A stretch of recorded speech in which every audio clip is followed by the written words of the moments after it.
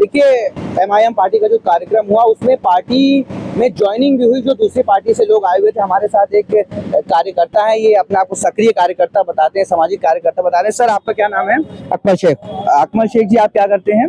हमारी संस्था है शेखुलिन सेवा संस्थान के नाम से। अच्छा, उसी में हम लोग सामाजिक काम करते हैं। उत्तर प्रदेश के लगभग 7 जिलों में हम लोग काम कर रहे हैं। ओके, ये 7 जिलों में काम कर रही है। बताइए आप पहले किस पार्टी में थे और आपने एमआईएम अब क्यों ज्वाइन करी? हम पहले कुछ दिन काफी पहले समाजवादी पार्टी में यूथ ब्रिगेड में थे। उसके बाद आज हमने ऑल इंडिया मजलिस इत्तेहादुल मुस्लिमीन का दामन थामा है और इंशाल्लाह इसी पे काम होगा। तो ऐसा क्या हो गया समाजवादी पार्टी से आप नाराज होकर के असदुद्दीन ओवैसी की पार्टी में आप शामिल हो गए? देखिए, समाजवादी पार्टी अपने स्तर से काम कर रही है, लेकिन ऑल इंडिया मजलिस इत्तेहादुल मुस्लिमीन ने एक परचम लहराया है कि अपनी कौम को इंसाफ दिलाना है और इंशाल्लाह इंसाफ मिलेगा, क्योंकि युवा जो आज है वो सब ऑल इंडिया मजलिस इत्तेहादुल मुस्लिमीन आज़ादी से लेकर आज तक युवाओं ने परचम लहराया है। वो आज़ादी की लड़ाई हो, बुजुर्ग जो है हमारे वो रास्ता दिखाते हैं और युवा उस पर चलते हैं। तो आपने कहा कि लड़ाई असदुद्दीन ओवैसी लड़ रहे हैं, ये बताइए क्या अखिलेश यादव लड़ाई मुसलमानों को नहीं लड़ पा रहे हैं?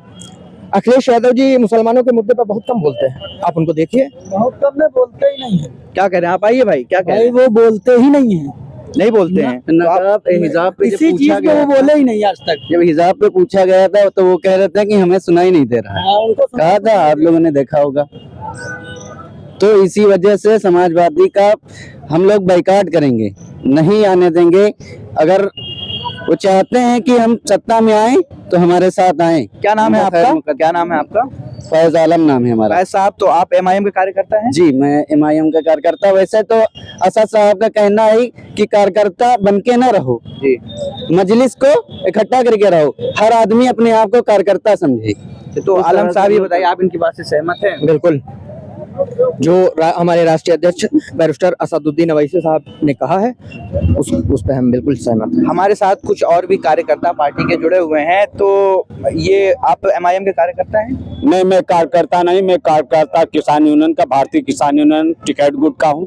क्या नाम है आपका सर? मेरा नाम इरफान खान है। जी खान साहब जी। तो आप एमआईएम के कार्यक्रम में दिख रहे हैं, क्या कुछ लग रहा है माहौल बदल रहा है? माहौल भी बदल रहा, पूरे जिले में बदलेगा, पूरे प्रदेश में बदलेगा, यहाँ तक है पूरे हिंदुस्तान में बदलेगा। अरे आपका जिले का मानते हैं बदलेगा, तो आप ये दावा कैसे कर रहे हैं कि पूरे राज्य का बदलेगा? क्योंकि देखिए, जो जनता है वो आईएम लंग काफी झुक रही है।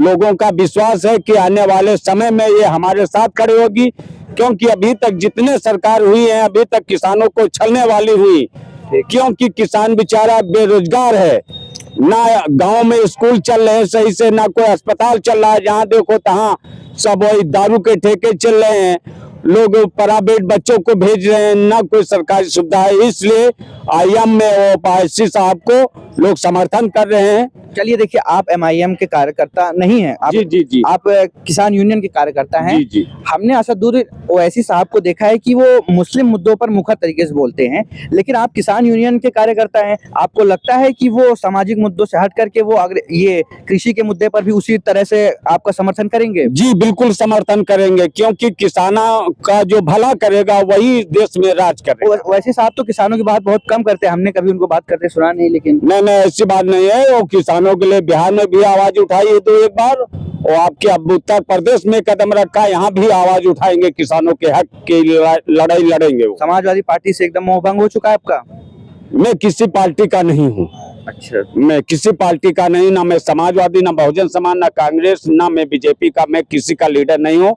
मैं किसानों का नेता हूँ, किसान यूनियन का मैं बिलाग निंदोरा प्रभारी हूँ। मैं किसानों की बात उठाता हूँ, जो किसानों की बात करेगा वही देश में